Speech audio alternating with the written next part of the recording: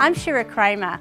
As a women's health physiotherapist and a fitness professional, I understand how important it is not only to do your pelvic floor exercises on a regular basis, but to also make sure you're doing them correctly. So today I'm going to share some tips with you about how to exercise this area effectively so that you can enjoy the benefits of good pelvic floor health. So before we start with the exercise, it's important to understand where the muscle is located and how it functions. The pelvic floor muscle is part of a group of muscles called the core. Just like this water bottle, the core's got four components. It's got the pelvic floor muscle at the bottom, being the base. It's got the diaphragm, or your breathing muscle, being the top or the lid. Your deep abdominal muscles, or your transverse abdominis, being the front. And then your deep back muscles, or multifidus, being the back of that canister. All four components of this core, or of your torso, need to work in harmony in order to have a good functioning base for the rest of your body and for your exercises. So the pelvic floor, like in this container, is the base of the core, and it's important in maintaining the pressure inside this container or in this water bottle, or it's important in maintaining the pressure inside your torso. For example, when you lift something, when you cough, sneeze and laugh, or when you exercise, important that the pressure in here stays stable so that you have good back health, no back pain, and so that your pelvic floor is maintaining control of your bowel and bladder or continence and preventing any leakage, such as this. Whoa. So the pelvic floor has got really important function in maintaining control of the bowel and bladder to prevent leakage, to hold up the pelvic organs, so the bowel, bladder, and in women the uterus are held up by the pelvic floor, and also it has an important role to play in sexual function.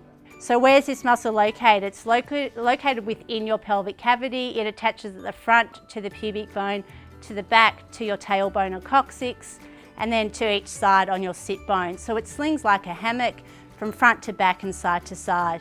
Once you get the exercise down pat, you'll be able to integrate it quite easily into your daily routine, and like brushing your teeth, it needs to become a habit. So let's get into actually doing these pelvic floor muscle exercises. We've got Samara, who's a fellow women's health physiotherapist, who's going to demonstrate the exercise today.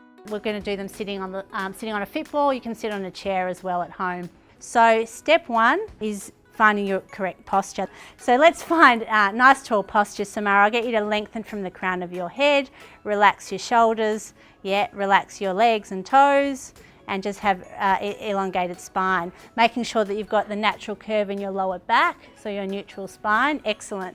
And then maintaining that posture, I'll get you to relax all your muscles on the outside. So I'll get you to relax your legs, relax your feet, and then relax your abdominal muscles. So just let them all go. And then relax your pelvic floor muscles as well, as if you're trying to let go of wee. So it's all nice and relaxed. So step one is to find good posture. Step two is to relax your pelvic floor and abdominal muscles. Step three, we're now going to find those muscles. So Samara, I'll get you to tune into your pelvic floor area, and I'll get you to lift and squeeze around the back passage as if you're trying to stop wind. And then I'll get you to bring that to the front as if you're trying to stop the flow of wee, and lift and squeeze inside, nice and strong, whilst you keep breathing. And then let it go, gently relax. And let's do that again. So starting from the back, I'll get you to lift and squeeze as if you're trying to stop the flow of wind, and then to the front as if you're trying to stop the flow of wee. Keep lifting as strong as you can, keep breathing, making sure that you're breathing comfortably through that exercise. Make sure that your buttocks is relaxed, make sure that your legs are relaxed, and then gently let it go.